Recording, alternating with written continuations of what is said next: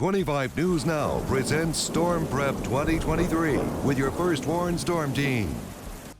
Chief Meteorologist Mac Perez, Meteorologist Trey Mining, and Meteorologist Howie Gordon.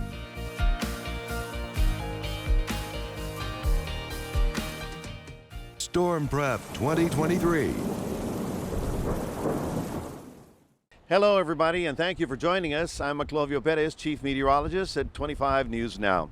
I'm here on Matagorda Bay, one of the chief bodies of water in our region, and over the course of millennia, it has seen many, many hurricanes. Now, all of us probably remember where we were during Hurricane Harvey, which was the last one that came through here. So as we prepare for the upcoming season of 2023, we need to take into account what we have learned, what we know, and how to get ready for the next storm. Remember, the time for storm preparation is now, before the storm arrives. In the history of Texas hurricanes, the story of Indianola is unique. Indianola was right up the coast here. It was the second most important shipping port on the Texas coast during the 1800s. It was located right here at Powderhorn Bay. But as history would tell us the story, back-to-back hurricanes literally wiped Indianola off the map. We found one family in Cuero who was deeply affected by the arrival of that historic storm. Up until 1875, Indianola, Texas was one of the chief ports on the Gulf Coast.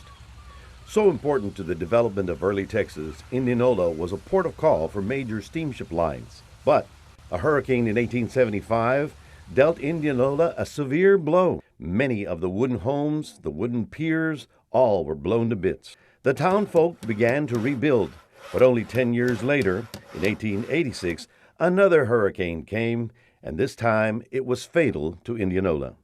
One of the families of early Texas who lived in Indianola was the family of Captain Henry Shepherd, captain of the Morgan steamship line. The storm caused the death of several of his family members and scattered the Shepherds across the coastal bend. On Broadway Street in Cuero, Texas, is this home. It is now the county museum, but this house was also witness to the great Indianola hurricanes over 100 years ago. After the storm destroyed the port, the residents picked up whatever pieces they could, brought them to Cuero, and set up their new home. Today, the Shepherd family are the descendants of those who had to escape the destruction of what happened to Indianola. It killed two of my great-great-grandmother and one of her children.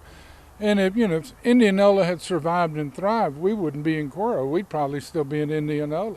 The home has been on this lot since the 1880s, and it has served as the Shepherd family ever since. Our family was always together, extended family, joking and telling the history of the house and that there were ghosts and scaring us to death. The home had been destroyed in the hurricane of 1875, but the ancestors found as many pieces as they could and shipped them to Cuero, where they rebuilt their home. This home is filled with many mementos and many memories of the impact of Indianola. This barometer was Captain Henry Shepherd's, and they had it in Indianola during the hurricane, and as it was told to us, they were watching the barometer as it started dropping, and that was one of the few ways they had to tell what was forthcoming, and it happened to be a devastating hurricane, and it survived.